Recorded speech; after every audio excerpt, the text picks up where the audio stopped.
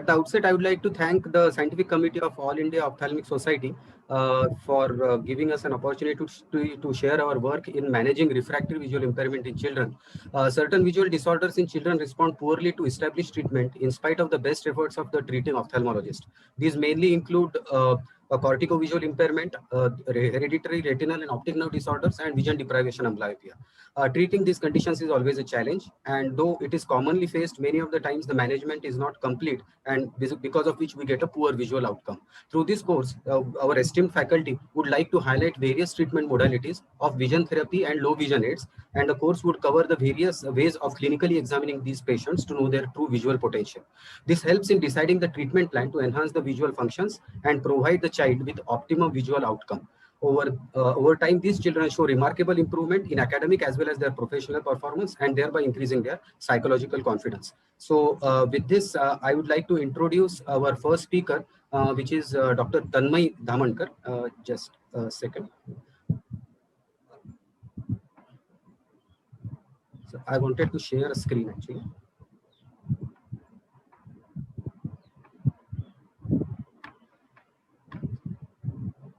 Dr. Tanmay is Dr. Tanmay is a consultant at Hemdeep Clinic, Oyster and Pearl Hospital, Dada Laser Eye Hospital in Pune.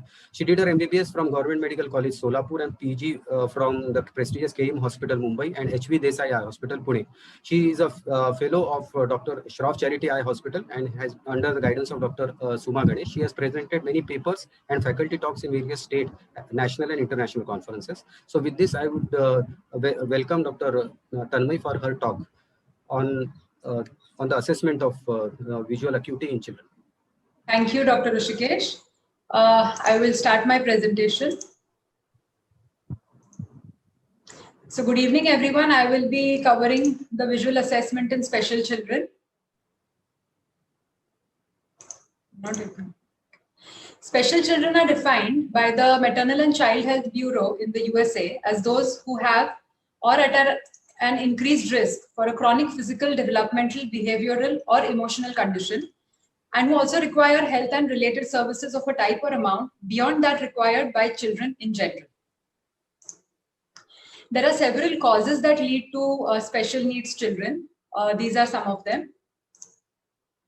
Many studies have documented a number of visual dysfunction and visual problems in special needs children. The commonest being refractive error and strabismus, and the incidence of these disorders in special needs children is more than that in the general population. For example, in Down syndrome, all these anomalies are generally seen. Cerebral palsy is another condition where there is visual dysfunction, and there is loss of postural control, which is related to the vision also. So improvement in vision, correction of refractive errors, and taking care of the visual dysfunction significantly helps in postural control and motor coordination in these children. ADHD is associated with convergence insufficiency, and several disorders are also associated with autism. That's why it is very important to assess these special needs children for visual dysfunctions, because they are overlooked by other more serious systemic problems. Visual mode of communication is important for the overall development of the child, and simple measures like glasses can significantly affect and improve their motor coordination. Also, the parents want to know what the current status is and what its prognosis will be.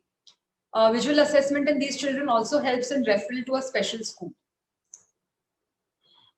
Assessment in children in generally is quite difficult, and it is more so in special needs children because of their cognitive impairment, their inability to remember or learn new things, and they lack concentration. Motor disability can further add to the problem, or they have a poor attention span. So all this is likely to evoke pity, introspection, guilt, and confusion in the examiner. So this is a big challenge. These are the components of assessment in special children. We'll cover one by one. Before we go to the actual assessment, we have to remember that these children, as the name suggests, they are special needs children. So we have to take care of certain requirements. That is, keep a dedicated time slot for the examination, because it takes a lot of chair time to examine these children. Make sure that the timing of the day is optimal for the child and he is well fed and well rested to be cooperative for your examination.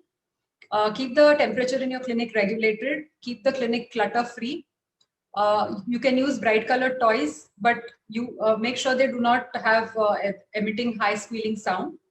It is better if the physiotherapist and the caregiver along with the parents is present there to position the child, or generally the child with whom the child feels most comfortable.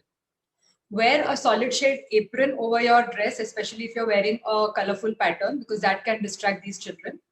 Remember that more than one visit may have to be scheduled, because if the child is not in the mood for an examination that day, we might have to postpone the visit. So patience is the key.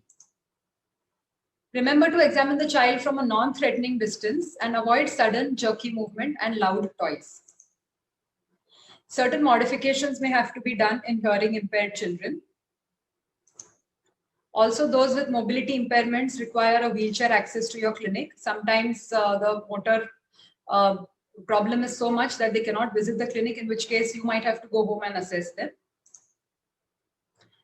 Now, before you start the formal assessment, initial observation of the child is very important. The minute he walks into your clinic, just notice whether he's making eye contact with you, whether he's responding to the smile that you are giving him, whether he's interested in the surroundings. Is he visually assessing the surroundings? Is he able to walk towards the examination chair and navigate himself without stumbling? So for example, here is a video. I just asked this child to get up and walk to the door. This is a child with microcephaly and CVI. He's accurately walking towards the door, reaching the doorknob without stumbling or without too much effort. And when asked to come back, he can accurately find his way back to the chair without any problem. So he has localized the chair and is able to sit on it even in an unfamiliar surrounding. This indicates that the visual development is considerably good in this child. Then history taking is very important. Ask for the birth history in the mother as well as the perinatal course. And current medical history with record reviewing would be a good idea to know the cause of his impairment and any other associated conditions. These are major visual milestones in a child's development, so it would be good to familiarize yourself with these and ask the caregiver if these milestones have been reached in that particular age. Dr. Gordon Dutton has formulated a questionnaire for assessing functional vision in these children, which Dr. Suma Madam will be covering in her topic. But this is just a basic assessment of the child according to the parents or the caregivers in his or her routine life, like navigating throughout the house, eating, or simple tasks like taking out clothes and keeping clothes in the cupboard, or eating. So the parent can give you an idea about the visual problems faced by the child. Systemic examination is important to rule out any syndromes. Now coming to the formal visual assessment, there are qualitative and quantitative methods. So qualitative ones include central steady maintained, a method for fixation, whether the child is able to fix and follow, and whether he is resisting occlusion to any particular eye. This gives a rough idea about amblyopia or the vision potential in any eye. So this is a video of a CSM method. We can see that the left eye is deviating on the undercover. Right eye has good central steady fixation, which we will see is maintained even after removing cover from the left eye. But when you cover the good right eye, this eye takes up fixation. The left eye is taking up fixation, but it is not maintained. So this gives a clue that the left eye is amblyopic. So this is the video of following movement. This child has CVI and abnormal head posture. There is a face turn and a head tilt. So when you ask him to follow the light, he's able to do so in the left side, but his following on the right side is poor. He turns his head. So there is something wrong with the pursuit as well. So the simple following movement can give you an idea about these things. Quantitative tests help you to actually quantitate the vision by giving it a figure. So from birth to 2.5 years, we use preferential looking tests like Teller Acuity cards, which is based on the principle that the child will look towards a pattern rather than a plain screen. So this is the setup in which the examiner views from behind the screen and observes the eye movements of the child as the examiner alternates the cards. And these are the gratings. So the thinnest stripes which evoke a reliable visual response is quantified as the visual acuity. Similar principle is used in the Lia gratings. and the Cardiff Acuity cards, which have pictures on them. You observe the child's eye movement, whether he's looking towards the picture, and the cards have visual acuity mentioned on its backside. 3 years or above, we can use the Lia symbols and matching. So this card is given to the child, and at a distance of 1 meter, you show him or her these symbols, and he's asked to point out or match the one that you are showing him. Also, this game can be used, Lia puzzle, in which he's asked to put the appropriate block in its slot. For little older children, we can use the Lia line test chart with crowding. He's asked to point out or matching can be done. And for children with slightly better visual function or better comprehension, we can use the Logmar and Snellen's charts as usual. So this is a table of quantification of all the symbol charts and acuity cards according to the Snellen fraction and the age. Only visual acuity is not enough. We have to assess other parameters which are also important in the child's development. So contrast sensitivity is one of them, which can be assessed through the Heiding-Heide low contrast test. This is important because if you are communicating with the child through facial expressions, that gives a low contrast. This can be improved with some makeup on the communicator's face to give it a high contrast, and the child can better respond to your facial expressions. It also has an implication when the child starts going to school and the classrooms are poorly lit or badly maintained, the child will not do as well. So it is important to assess his contrast sensitivity and make the necessary arrangements in his environment. Visual fields are important. Some children, some parents complain that the child cannot climb down the stairs effectively because there is visual field loss in the inferior hemifield. So visual field assessment is important. You can do this by suddenly bringing an object of interest from the periphery and see if the child is able to see it.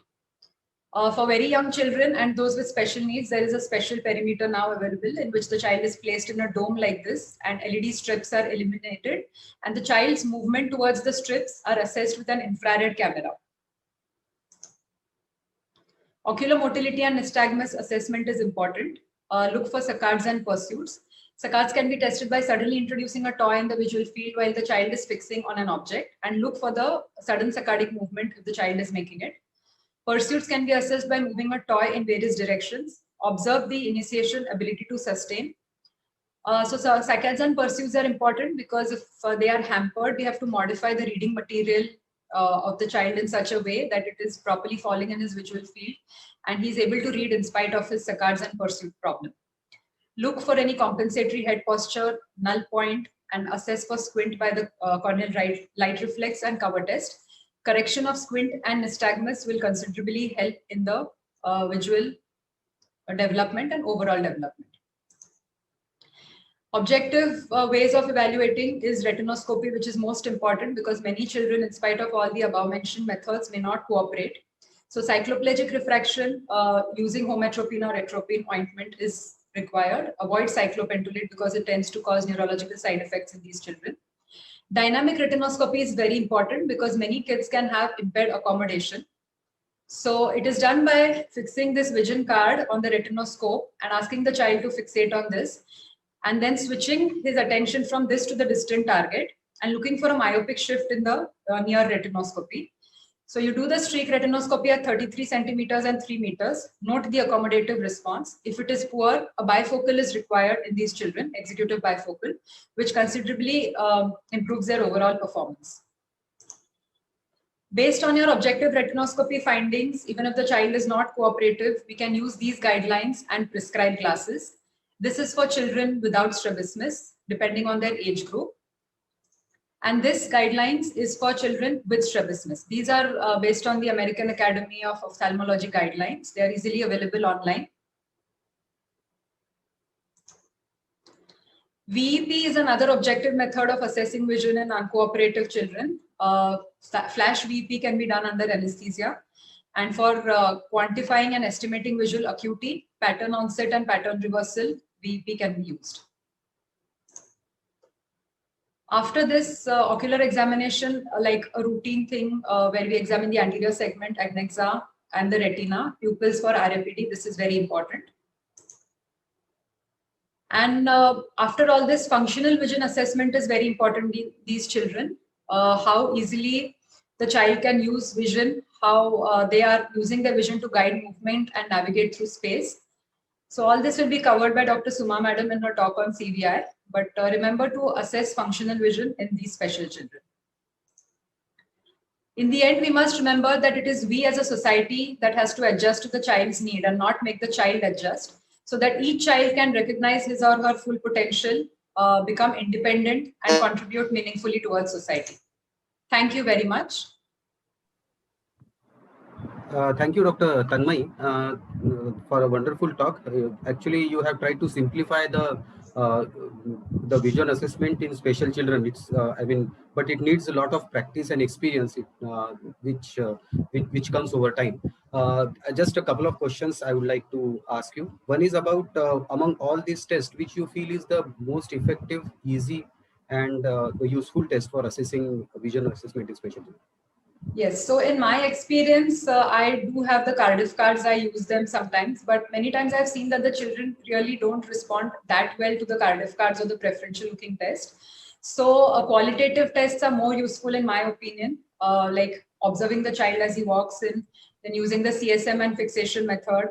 And then obviously objective, your retinoscopy is very important, because that and the guidelines together can help you assess the vision and the visual problem in the child actually. But if it works, then Cardiff is a good method to assess. I think as you rightly pointed out, the CSM, though it is simple, but if properly done, it can give a lot of idea about the visual potential of a child. Yes, so yes. That's also resisting occlusion. If the child immediately cries on occluding one eye, it means that the unoccluded eye has poor vision and he's not liking that we are occluding his better eye. So this resistance to occlusion method is also simple if you don't have any sophisticated like Cardiff or Teller cards. This can give you an estimate. Because of, I think, paucity of time, I think we'll go to the next talk. We'll take the questions later. Sure.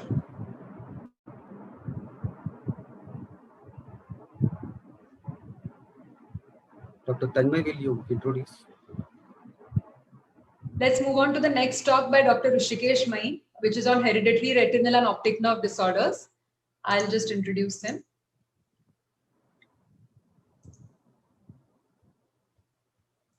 I need to share my screen. Okay, shall I do that? No, I'll share.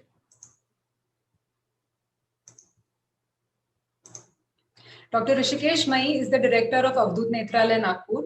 Formerly, he was consultant at Eye Care High Hospital, Noida, and CFS, New Delhi. He has done his MBBS from Lokmanya Tilak Medical College, Mumbai, and postgraduate DNB and fellowship in pediatric ophthalmology from Shankara Nethralaya, Chennai. He has received his FRCS from Glasgow.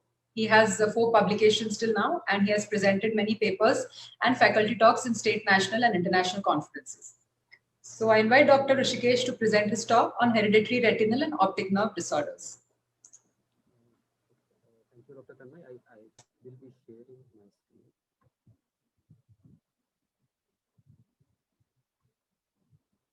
Yeah, it is visible, right? Yes, sir. Make it full screen. Yeah. Good evening. I will be presenting on hereditary retinal and optic nerve disorders. I'll start with a case of an 8-year-old male who presented with history of decreased vision since early childhood, in both eyes. His father also had a similar history of visual loss in the first decade of life.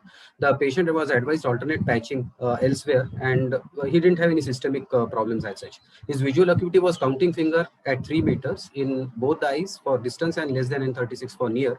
Pupils were sluggishly reacting to light. The anterior segment was normal. The posterior segment showed, apparently it looked normal, but it had bilateral optic atrophy. This was actually a case of a hereditary optic atrophy presenting in early childhood.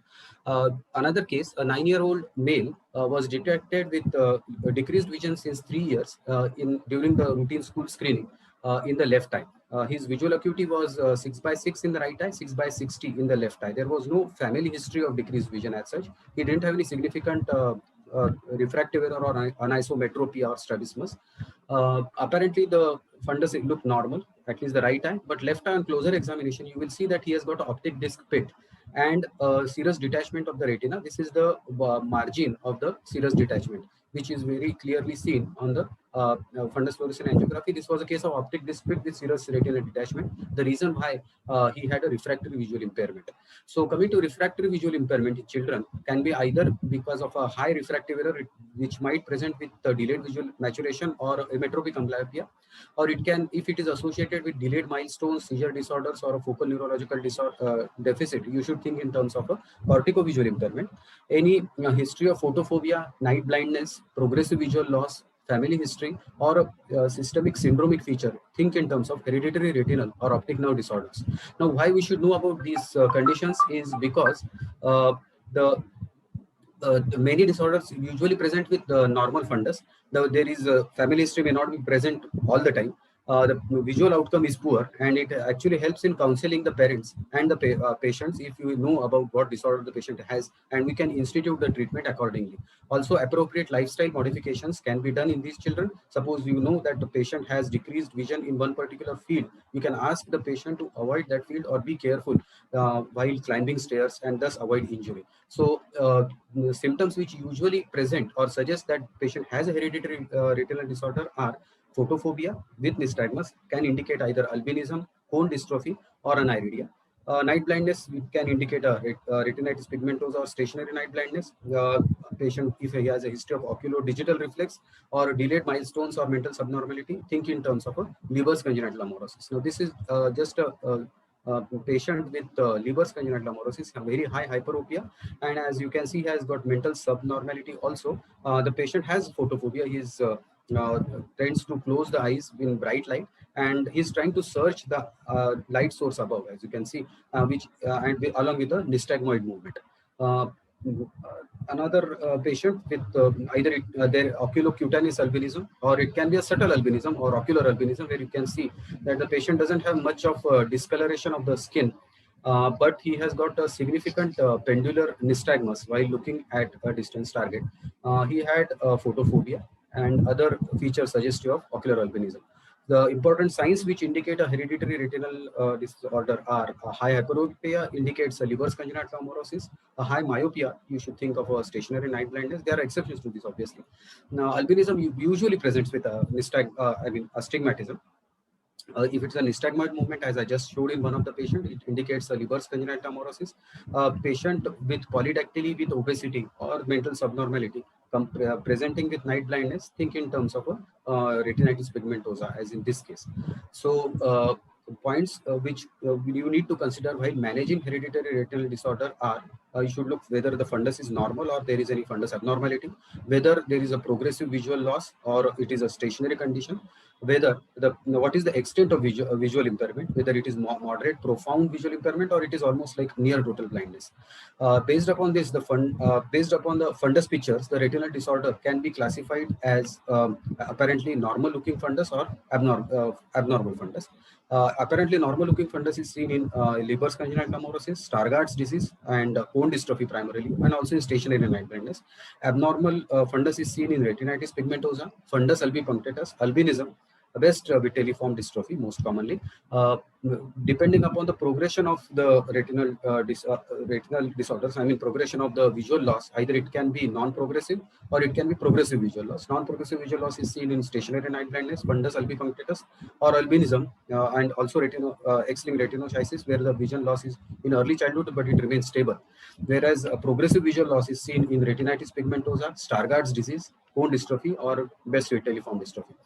Coming to the visual outcome, if the visual outcome is in the range of moderate or profound visual loss, moderate visual loss is seen in Stargardt disease, or it can sometimes be profound though, or X-linked retinoschisis, stationary night blindness, whereas profound visual loss is seen in retinitis pigmentosa, LCA, stationary night blindness with high myopia, and also very rarely pattern dystrophies, which are not very common. I'm going to point out the salient features of important retinal dystrophies, or the retinal dystrophies which commonly present to us, not the rare one. Consider this, that a patient has a family history of visual loss.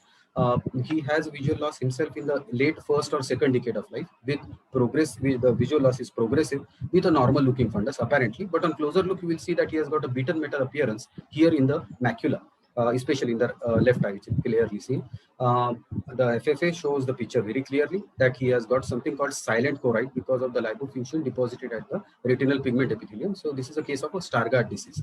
It is autosomal recessive condition. Usually the visual loss in the first or second decade of life. It progresses to 660, usually, or worse than that. The important part is treatment. You need to avoid excess sun exposure and vitamin A supplementation. Low vision aids can be given for this particular patient. Another patient profile. Patient has a history of night blindness and a progressive loss of peripheral visual field.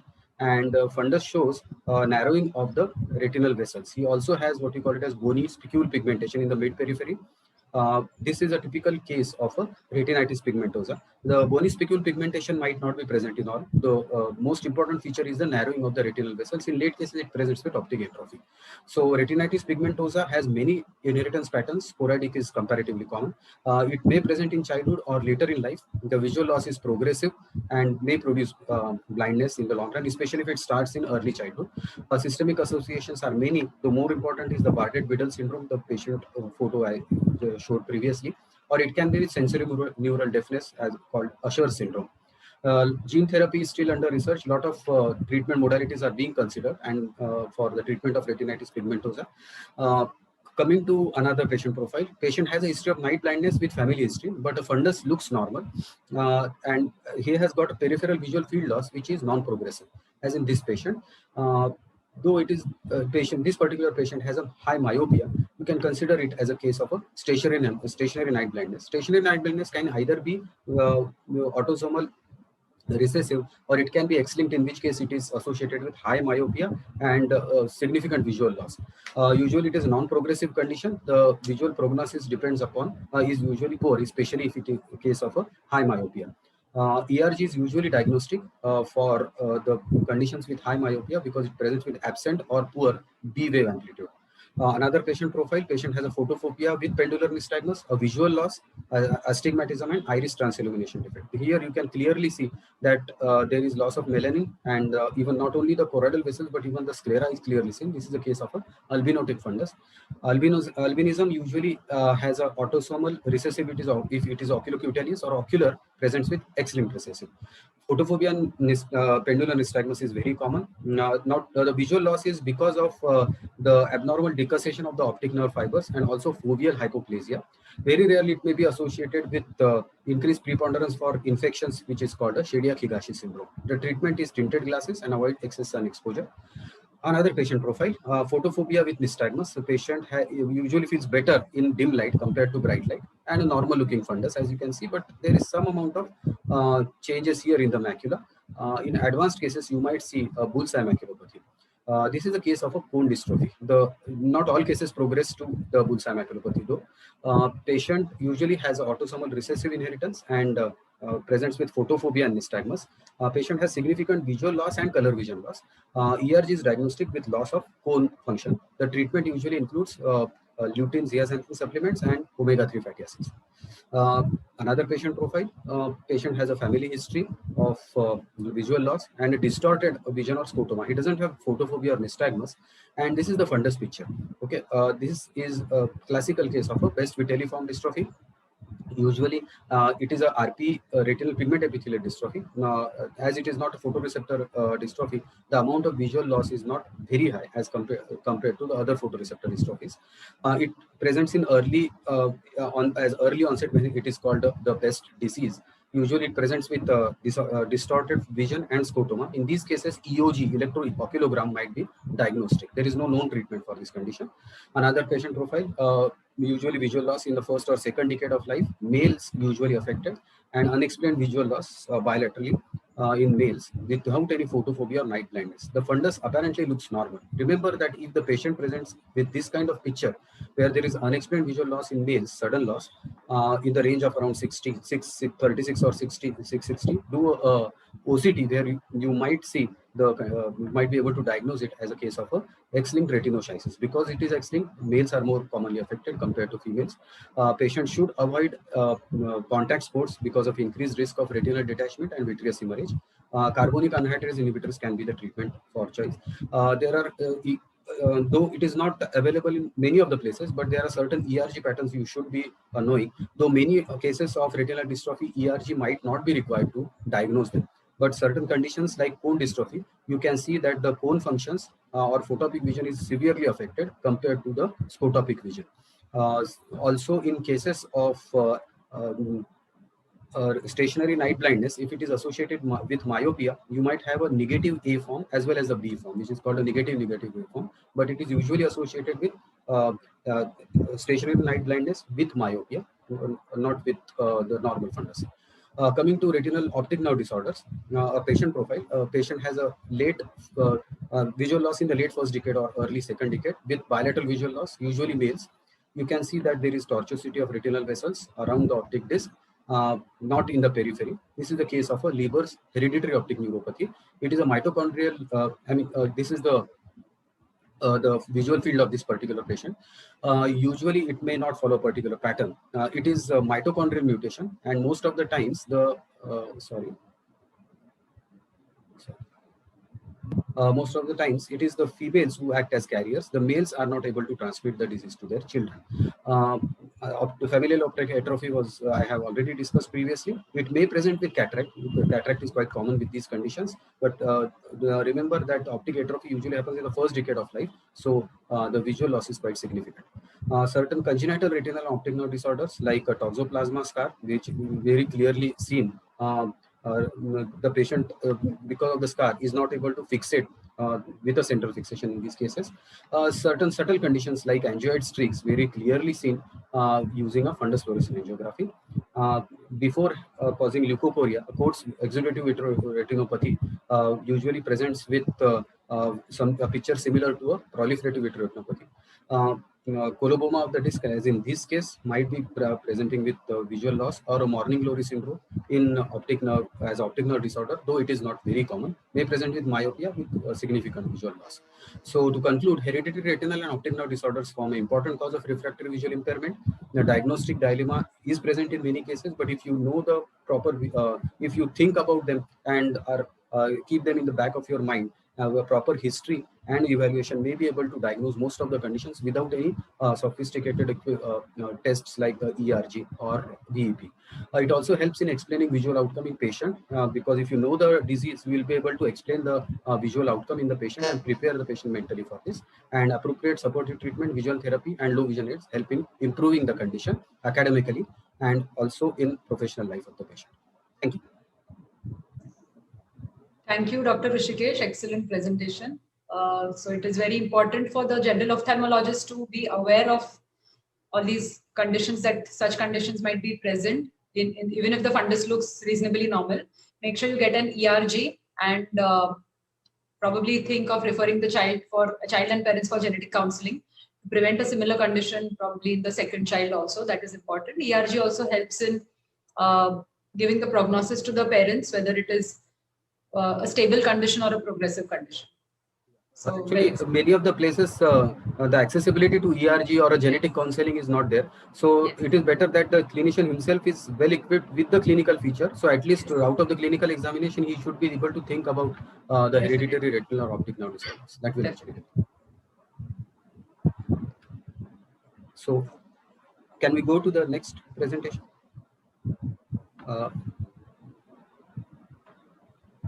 Just a minute.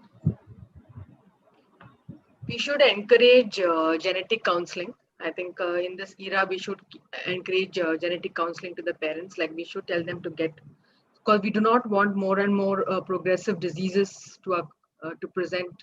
So I think that is one thing which we need to counsel again and again to parents.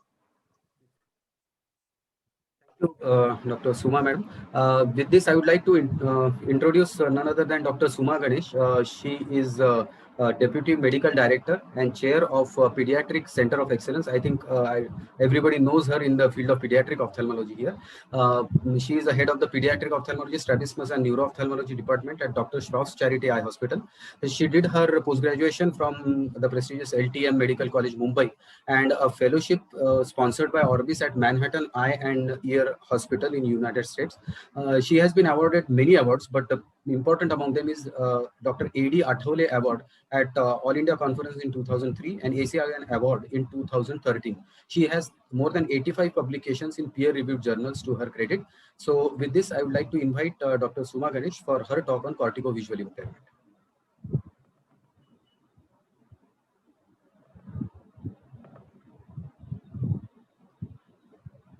Thank you, Dr. Rishikesh, for giving me this opportunity. It's a pleasure to be around all of you and speaking on this forum.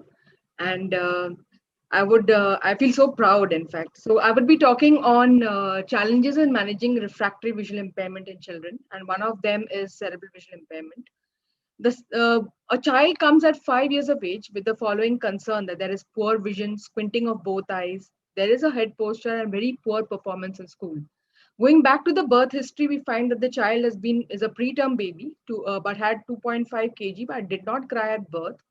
He was admitted for NICU for 10 days. There was a history of perinatal hypoxia with seizures. MRI was diagnosed with HIE stage 2. And the MRI showed there is hyperintensity areas in bilateral cerebral hemispheres in frontoparietal and temporooccipital areas. But it was referred to an ophthalmologist, but the fundus was seen as written within normal limits and advised that the treatment, the child should be followed up later. So remember that the pearl is the diagnosis of CVI should be suspected in all children with unexplained bilaterally decreased vision. Like this child had vision of 624 and nothing else in the the ocular finding was seen except for the strabismus. So there was an importance of doing an MRI and also for early intervention. So the protocol is whenever you see a subnormal vision, detailed ophthalmic examination, check whether it's an ocular disease or an abnormal anterior pathway.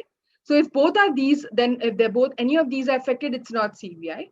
But if it's a normal eye examination and disproportionately subnormal vision, suspect CVI, do a neurological evaluation, take a proper history and do a neuroimaging.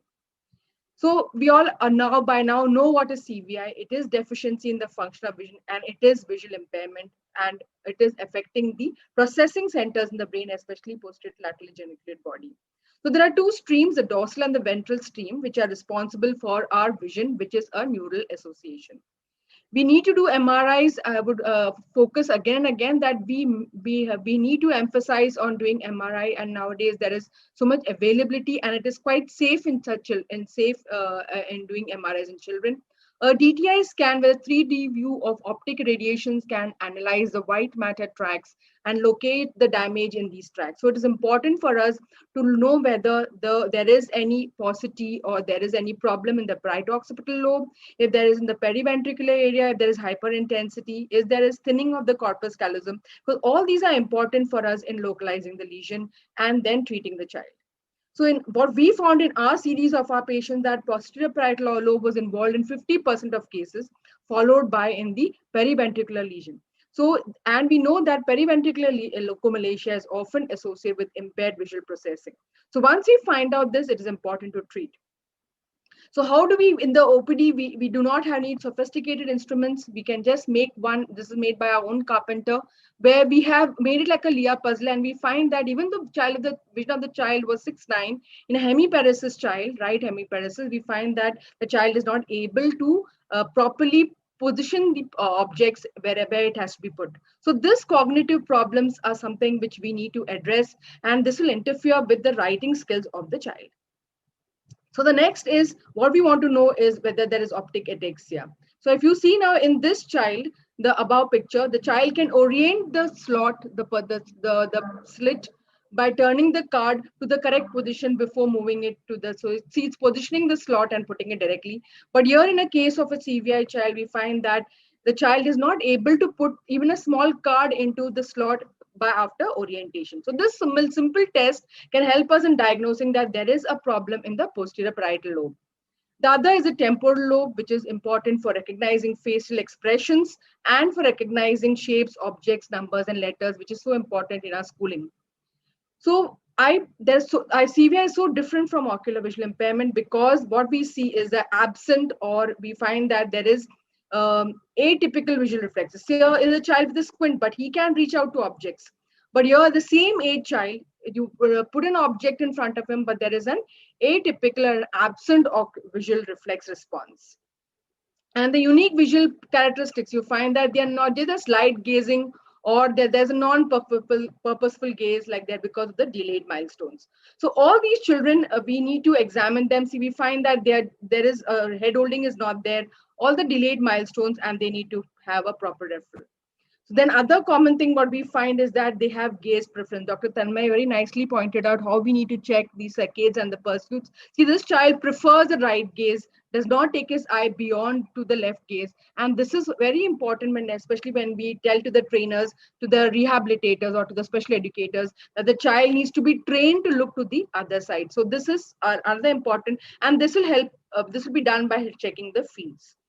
This is the very slow, like this is a cataract operated child, but even after the cataract surgery, we find that there's the child is slow in looking at the object. When there are a lot of clutter of objects, they have difficulty in viewing in a complex environment. So this is very important to diagnose CVI. Then color preferences. Whenever we treat them, we make them, they have red and yellow, which is most common colors which they like, and that is how they have to be treated. So the key to understanding how the children with CVIC is seen in their characteristic behaviors. So how do we then identify and how do we plot them? So we can plot them, we can say what is their color preferences? Do they need movement, like a movement of a target to see, or do they see it without any movement? Is there visual latency? Is there any field preference? And is there light gazing? So all these are important in the management. And we need to treat very much earlier. So I won't cover this. This is already being covered by Dr. Tanmay. Lehigh ratings, I feel, is if we can measure vision, this will be the ideal, because most of the children with CVI, what we find is that they can only see. Sometimes they don't even see at the beginning the paddle with the highest score. So this is what is so important, that we measure the vision and see the improvement with this. Refraction again is very important. We need to make these child wear glasses, because we find even during therapy that if the child wears the appropriate glasses, because sometimes they do have a lag, then they can see much better. And so the therapist also says that please ensure that the child wear the glasses properly. So this helps them to see better and perform their task better. So this is a child who came not looking at the mother, not fixating, not following light. So how will we go about it? So this child had MRI done, BP done, and was confirmed case of CVI. And then this child was referred to an early intervention department, where they did the stimulation, intervention, they did a water play. Over the period of time in increasing sessions, the refractive correction was given. They were given more and more tougher tasks to do. And then the child now presently at 4.6.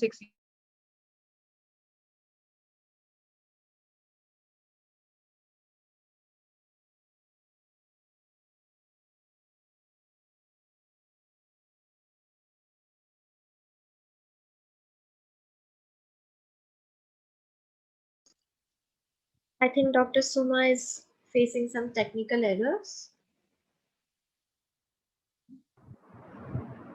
Dr. Suma? Is not, BP just tells us it's absent or present, but we need to measure the CVI range. It tells us how much is the child affected. So 1 is 0, that means tells us like just you observe the child, what information we get, what we get through interview, and what we get through direct contact. And then we plot them, that whether this child, whatever is present at this moment, like a CVI range 1 or 2, this is available and the apps in this the CVI range app, or if you go to Perkins site, it is also available. And you can plot exactly what the child, like as the child is range 1 and 2 and progress to range 1, 3 and 4. And so every visit after say 10 sessions, the parents do ask what has improved in the child.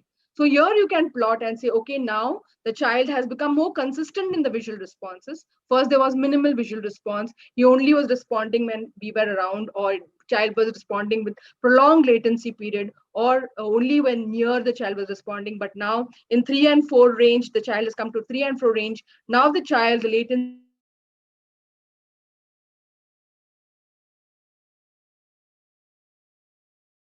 so this is important.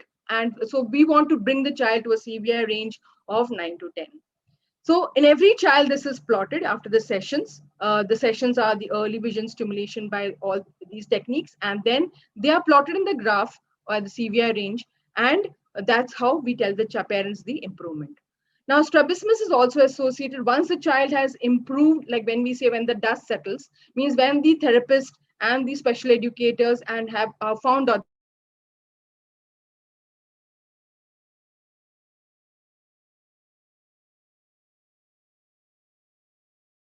we examine the squint has to be corrected.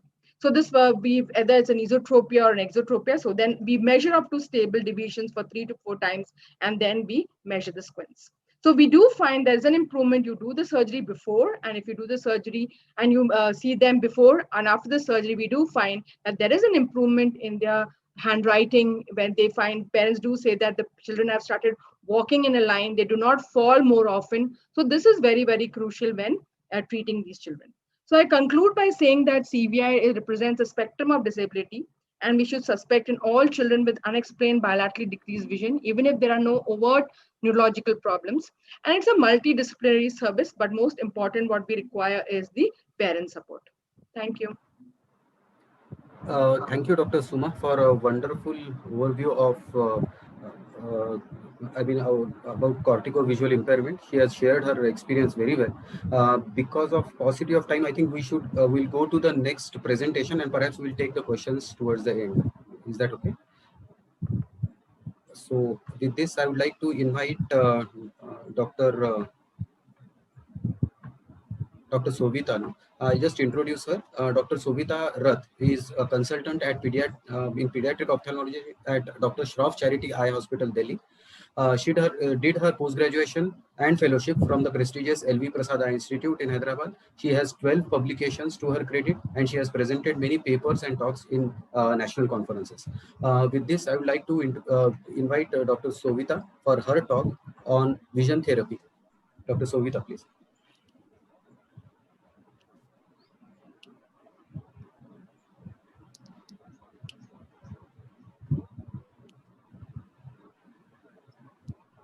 Is my screen visible? No, Dr. Sovita. I think you need to share the Share it. Not yet. No, ma'am. It's not. I would share again. There's the share screen button. Just Now, yeah. Now it's clear. Yeah, please. good evening, everybody. Thank you, Dr. Rishi, for giving me this opportunity. So, as well discussed all the cases of refractive visual impairment, we have seen which children are in this group, and now we would talk about the role of vision therapy for these children. So, just an overview, the pyramid of vision actually begins at the base, where we would have eyes, which give us the physical abilities. Basically, they would, and any of these ocular health or refractive disorders, which can be problems at the level of eyes. Compounded with this is the visual efficiency skills, which would affect the focusing, alignment of eyes, binocular vision, and ocular motility. And the higher grade function, where we have the ability to process information, is visual processing.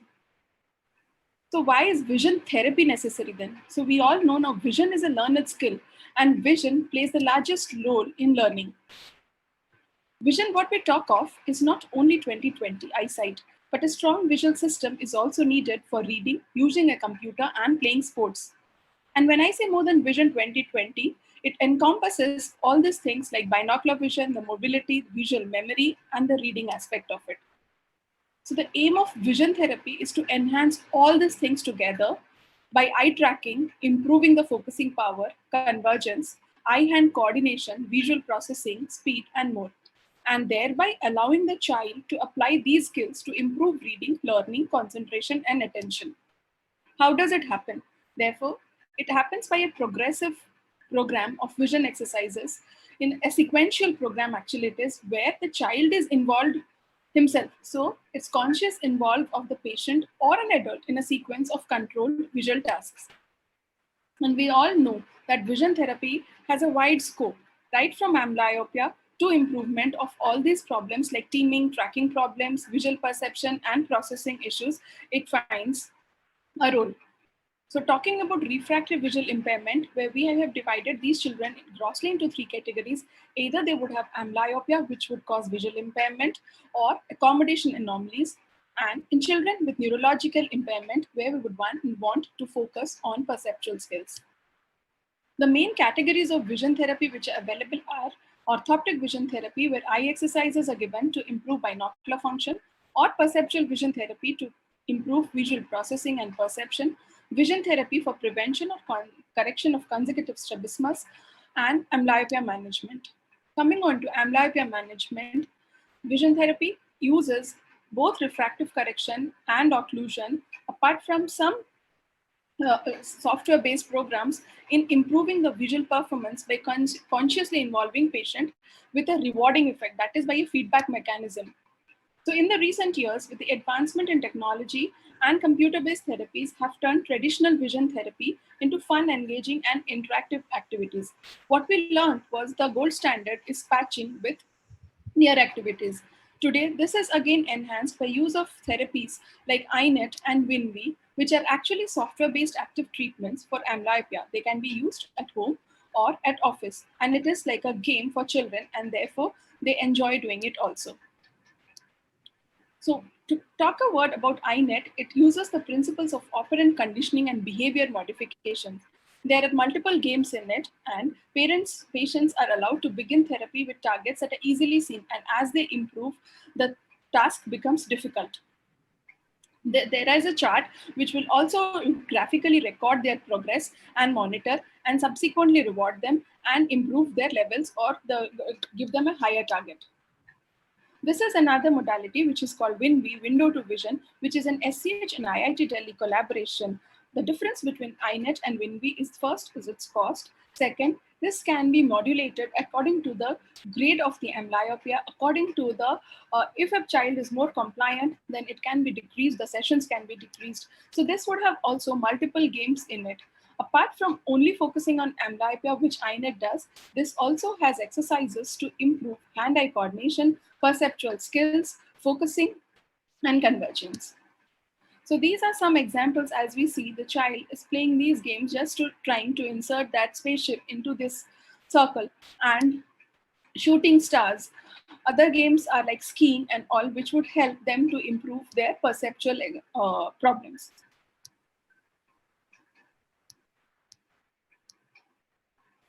So once the other therapies which vision therapy are used are for suppression. So once there's suppression, this would also decrease the rate of improvement in children who have amblyopia. So therefore, the modalities which are used here are like gyroscope, vectogram, synaptophore. So gyroscope, through one eye he sees one image, and in a free space through the other eye he would draw the image what he is seeing through the other eye. So this would improve binocular vision and coordination of hand and eye. Vectograms are also useful where there are polarized slides allowing child to work with variety of targets to improve their central as well as peripheral vision. The synaptophore is used to achieve binocular fusion. For convergence, prism bars are used. As we know, basin and base out prisms can be used. Then Brock string are used to develop voluntary convergence. This would also stimulate accommodation. Aperture rule is used to improve fusional control. Accommodation is a very important element in these children, and so vision therapy finds an application here by the easiest thing which can be given is flippers from 0.5 to +2. It can be further increased or combined with another set of flippers giving +2, -2, and seeing their speed of accommodation under monocular as well as under binocular conditions.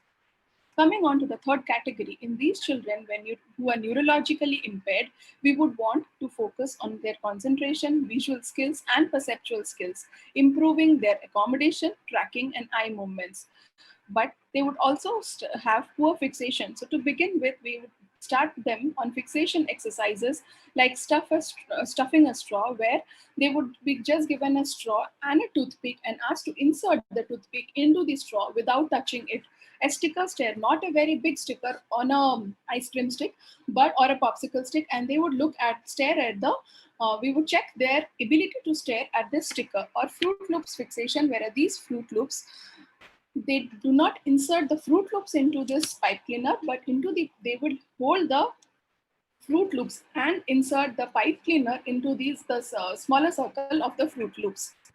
After improving on all this, one can work on tracking, which will cause their central and peripheral integration. Like the peripheral clown, which we have, this would show that we fix the child's head, ask them to focus on the clown, and then look at the enlarging circles and the periphery without moving their eyes. The other game which is available is circle peripheral awareness. Like the circle on the center keeps changing, and one has to match to these circles when the change in color comes. Like whichever circle is here, they have to, without moving their eyes, they have to match with this circle. So these are all app-based games, are available online. This has to be kept only on a laptop, and the parents can do it at home. One has to assess saccades or practice saccades using this by doing this rabbit jump exercises. So these are just fast movements. So the rabbit keeps jumping from the center to here, and we have to track the following movements, whether it is slow or fast, how fast these movements can happen of this child. Pursuits can be done by asking them to follow the swinging ball, or which moves like a pendulum, and how it comes back, at what speed it is done. Apart from this, they would have problems with laterality, they would have problems with discrimination. So the games which are available are named as Double Trouble or Match the Shapes. In Double Trouble, they would just have two pictures which would have minute differences between them, and children are asked to say or note how are the pictures different. In shapes matching like this, there's a complex shapes. They are asked to match the shapes above shape to their exact duplicate given below. Now, learning related vision problems in these children has to be focused on by enhancing their convergence, their eye-hand coordination, and visual memory skills. This eye-hand coordination, as some of these exercises also enhances. Apart from this, we have pegboard, where pegboard is given to fix on one board and then arrange the other nails in these mazes. All together would enhance his learning activities. Accommodative status, as already discussed, needs to be assessed using RAF ruler and doing a near retinoscopy, a dynamic retinoscopy, and based upon the accommodation lead or lag, one has to prescribe hyperopic glasses or bifocals in these children, which is very essential. Now, another important thing in today's world to focus that though the children would have Vision 2020, yet they come to you with some complaint. So that is because it is problem of accommodation with the increased use of digital devices. And so there are three problems now with the use of digital devices. One, it may induce myopia. Second, it may cause progression of myopia. Third, it may cause accommodation problems. And all this can be taken care of by the vision therapy. So eye exercises and activities strengthen our eye muscle and can help prevent advancement of the myopic effects. And we thereby prevent going into a refractory visual impairment. So all these simple exercises would help enhance most of the visual skills, which together would be beneficial for the children with refractory visual impairment. Thus, I would say that definitely vision therapy does help in improving refractory visual impairment. However, we need to do a complete evaluation, not only our orthoptics or visual acuity. Apart from them, a complete binocular assessment of fusional amplitudes versions has to be done, accommodation parameters, before labeling them as refractory visual impairment, and a trial of visual therapy needs to be done in these children. Thank you. Dr.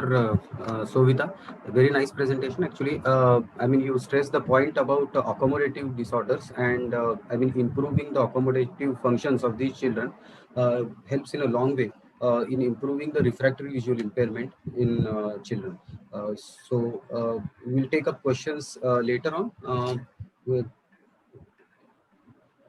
So with this, we will take the questions later on. With this, we'd like to call upon our last speaker of the session, that is Dr. Reena. I will just introduce her. Dr. Reena is a professor at Regional Institute of Ophthalmology at Rohtak. She did her MBBS and MS from Government Medical College, Jammu. She is a gold medalist in general surgery, and she did a fellowship from Dr. Shroff Charity Eye Hospital under the mentorship of Dr. Suma Ganesh. She is a fellow of International Council of Ophthalmology, and she has published several papers in international and national journals. She has presented papers and faculty talks in various state, national, and international conferences, and she has received Best Case presentation at the joint DOS SPOCI conference in 2017, best poster in annual SPOCI conference 2020, that was just last year, 6 months back, and best free paper of the session at North Zone conference in 2019. So with this, I would like to invite Dr. Reena for her talk on low vision aids. Thank you, Dr. Rishi.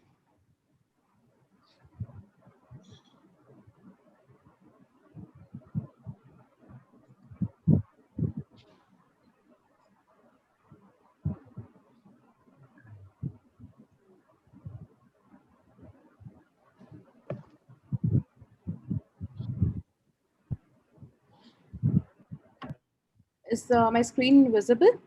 Yeah. Yes, ma'am. Yes, Sarina. So good evening, everyone. I'll be discussing about low vision aids, and I'm going to basically present a clinician's perspective in trying to help these children with low vision to improve their visual performance. So we need to have these LVS services in India because as we see, the low vision is becoming more and more of a problem. According to 2016 data, the prevalence of visual impairment is almost 3 times that of childhood blindness. And low vision has been defined by WHO as a person who has a visual impairment even after standard refractive correction and treatment and has a best corrected visual acuity of less than 6/18 to light perception or the visual field of less than 10 degrees from the point of fixation. But he has the potential to use the vision for the planning or execution of a task.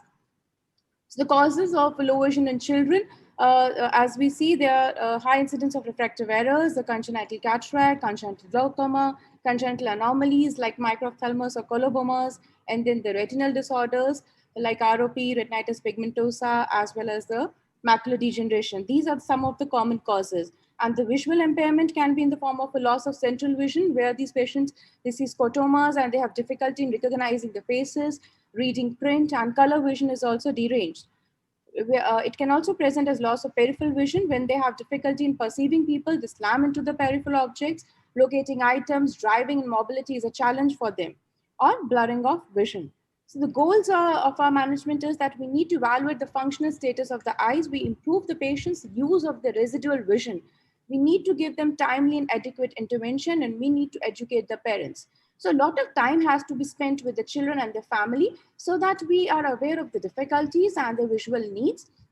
And we need to ask the parents if they're aware of the disease of the child and its prognosis. Have they registered the child for visual impairment? And also the family history and the relationship the child has with the family members and their friends. So elaborate history is very essential. Just try to find out the onset of the disease, its progression, the difficulties the child has with distant vision, near vision, color vision, night vision, glare, and also if was he prescribed any spectacles, is he using them, was low vision aids prescribed, and if the child is using, is there any improvement in the quality of vision, and also about the family history. We need to know about the daily activities. Is the child able to navigate? Is he able to orientate? And what about the mobility? What is the level of independence of the child? Is he able to play with his friends outdoor games? Is he able to watch television? And is able to attend the online classes? He can access the education material.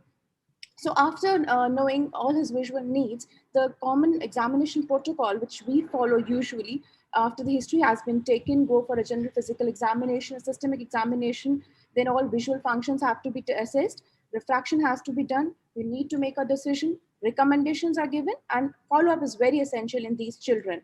So all visual functions have been discussed in detail by earlier speakers, but I would just tell what is the protocol we follow. For vision assessment, we know that vision aids are usually prescribed to children who are more than 4 years of age. So from 4 to 6 years, we use Leah symbol charts, and above 6 years, Logmar chart is the gold standard. Near assessment is very essential because the vision up close is where his day-to-day activities are going to be focused. And more, these children also use relative distance magnification. They have a habit of closing the object very, holding it very close to their eyes. So what is the preferred distance? At this distance, we need to record the near vision, and that has to be documented. And another thing that we need to find out is, if the child is struggling with reading, is that because of visual impairment or the ability to read, which can be done by means of macular tests. Then Refraction has already been discussed, but the important thing is that these children, they use a lot of accommodation. So even if the child has small hyperopic error, that has to be prescribed.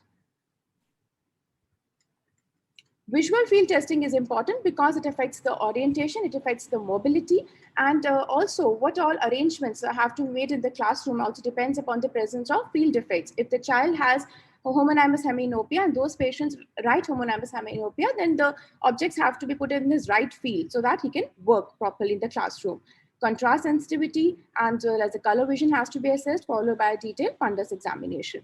So after the examination is over, we need to prescribe the low vision aids. So what are the different devices which are available? We have the optical devices, the non-optical devices, as well as the electronic devices. All these devices, it's there are 4 different ways of enlarging an image. That can be relative distance enlargement, a relative size enlargement, electronic enlargement, or angular enlargement. RDM is the one which is most commonly used by the children, and in this they reduce the object viewing distance. For this they need a lot of accommodation, which is not a problem for children, and the limbs are also flexible. So but if you use it for prolonged periods of time, in that case they can have head and neck fatigue. So this is a principle which is used in most of the hand and stand magnifiers. Relative size magnification, the distance remains the same, only the object size is enlarged, like in zoom text or large print cards.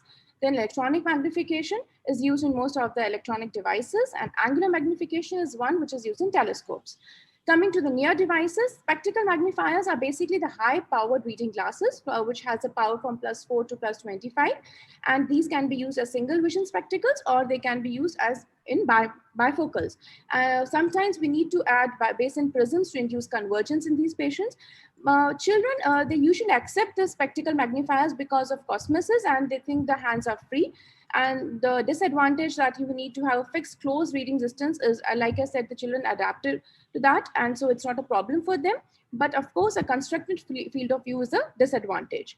Coming to hand magnifiers are used for spotting tasks, like we want to read a price list or for a menu, then hand magnifiers are suitable, and they are well illuminated also and available in high powers. So these can be used, but you need to have a good hand-eye coordination. Then comes the stand magnifiers. In this, the reading distance remains the same. It is fixed, but it needs a lot of stability. And it also gives you the best stable image. So it's useful in elderly patients who have tremors. But for children to have such a degree of hand-eye coordination sometimes become a limitation with such high-powered lenses. Then comes the bar and dome magnifiers, which are most widely accepted and very popular among the school-going children. They help the child to have a shadow-free viewing for reading over long periods of time, and also ideal for reading rows of text. Coming to the electronic devices, they offer the best magnification, the most comfortable distance, the largest field of view, but they're very expensive. Like the CCTVs, which we have, they have the brightness and the contrast enhancement controls for children with severe VI. But again, it is very expensive and it's bulky. So it is kept in one place, like you can have it in the library. But nowadays, portable video magnifiers are available. But again, the cost is the issue. Latest, we have the gadgets like iPads are there, and smartphones are there, which offer you the zoom app as well as the contrast enhancement control. The devices for distance, telescopes are useful for distance because they bring the image of a distant object many times closer, and they can be used as monoculars or binoculars. Basically, telescope, it helps the child to be independent. If he wants to catch a bus, he wants to go for a school trip, he needs to see the street signs or the number of the bus, then it is very easy for him with the help of telescopes. But the problem is that needs intensive training to learn to use the focus control, and also to learn the hand-eye coordination when tracking the moving objects. Then comes the non-optical aids. In non-optical aids, these are the environmental modifications which can be made. You can ask the child to sit near the window when he's doing his work. Sloping desks are available to improve the posture of the child. You can have some extra rails in the staircase at home. You can use a table lamp with a gooseneck, or you can use a felt tipped pens which have black inks to increase the contrast. Then you can cut the blackboard and make some signature guides or the writing guides for these children. And also audiobooks are available. Textile substitutions like Braille is available. So now there's a plethora of low vision aids which are available, but dispensing is very important, that we need to take the parents on board, and we need to tell them it's important that the children are given these low vision aids at an early age, so that they become independent. They have the access to education, and they can be shifted from the the blind schools or the special schools to the mainstream schools with some additional support. And once we give these low vision aids, it's very important to follow up the child after 1 or 2 months and ask him if he has any difficulty with the field of view or any difficulty with the posture, and also keep them in regular follow-up. Sometimes you need to add 1 or 2 devices, or you can give a combination also. When the child comes back, always you can use these questionnaires to access the quality of life with low vision aids. Now we need to have some objective tests available to assess the acceptance of low vision aids. So the primary outcome that can be used is the maximum reading speed in words per minute using the Emin-Red test or the International Reading Speed Test, or the secondary outcomes in the form of reading accuracy, the reading comprehension, the reading acuity in the logma, what is the critical print size which they are able to read without making errors, and the fatigue-free reading duration. So all these outcomes can be assessed using the NARA test, literacy tests which are available. So this gives you an idea of the acceptance of the low vision aids by these children. So the challenges which we face is basically the existing eye care programs. They do not place enough emphasis on low vision.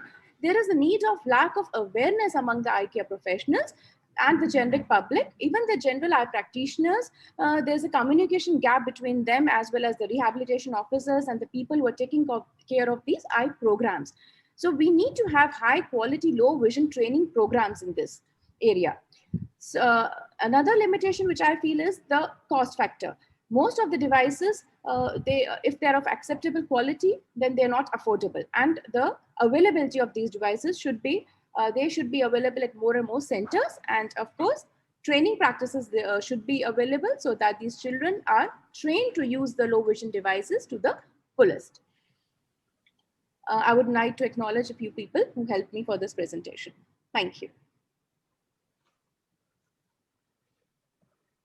Thank you, Dr. Reena.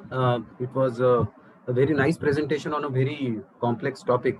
Low vision aids is not usually practiced by most of the ophthalmologists, but it actually really helps in the visual rehabilitation of children with refractory visual impairment, and it goes a long way in especially in their academic pursuits and professional careers. So as we have been discussing in our session that the visual rehabilitation, or especially if you train the child to work in proper within their limits, I think they can achieve a lot of things, especially if they are diagnosed properly and guided properly as far as the treatment is concerned. So I think if we can make some modifications, the environmental modifications, then also it's very useful for the child, because not everyone can afford these low vision devices. But even if small modifications are made at our own place, then also that helps a child a lot in improving the visual performance. Personally feel that. Thank you, Dr. Reena. Actually, that part about, the high power glasses, the convex glasses, which to be used where to use the handheld glasses, where to use the binocular glasses. That was a nice point to be taken for our routine clinical practice. I think there are a couple of questions which are for Dr. Suma, madam, regarding what is the result of squint surgery after, in these children with corticovisual impairment. Your experience with the squint surgery. The results are very gratifying, but of course, we need to measure them 3-4 times. We should not go on one measurement.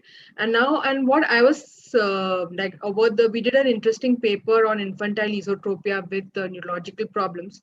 We found that the outcomes, we should not operate them very soon, because what we found that the outcome, the sensory outcome, whether you operated before 1 year of age or even after 1 year of age, the sensory outcomes was not different in the neurological and the non-neurological group.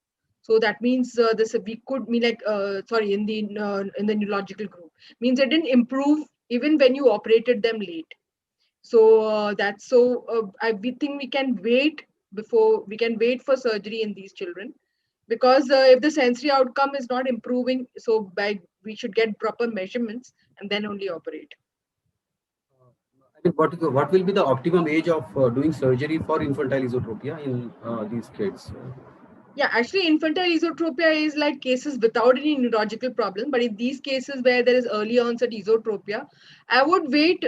Suppose if the child is like not fixing and following at all, I would first refer to the early intervention specialist, ask them to ask them for sessions, have the child at least get some amount of visual processing, so like a tracking and a scanning, and then we remeasure. And then I think after, suppose if you feel, then start patching therapy. If you feel one eye has gained some amount by CSM, you feel so one eye has gained some amount of fixation, then you start patching and improve the fixation in the other eye. And once you find that it is alternating, because most of the times I find over 1 year, the squint may even reduce over a period of time. So let's not jump, because I have done it before, and then maybe the children will land up into consecutive exotropia later.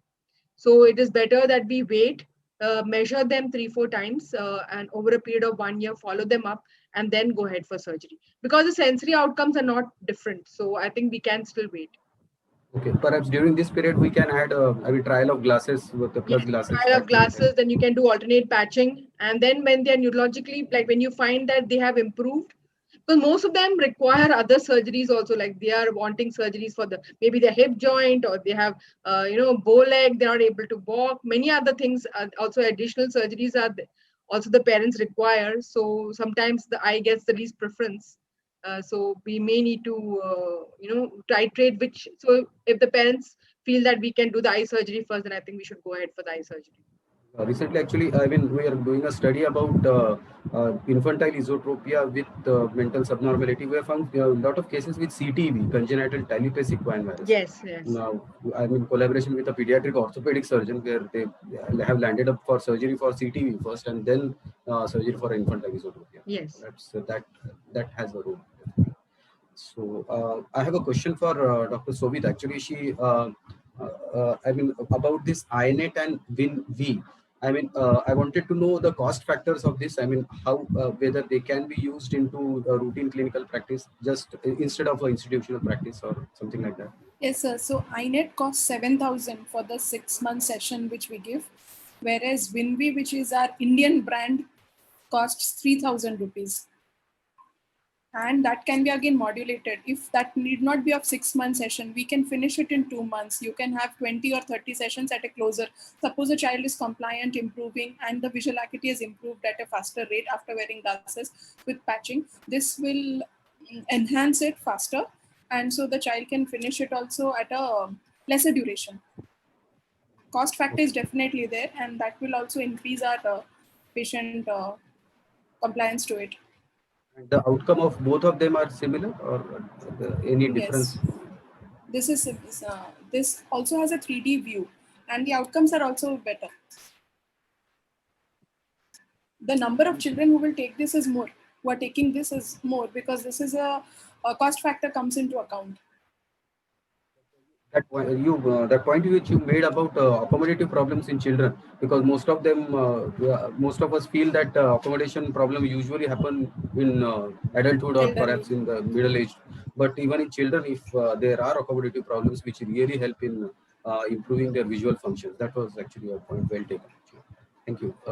I have one question for Dr. Tanmay about how do you assess vision in deaf-mute children?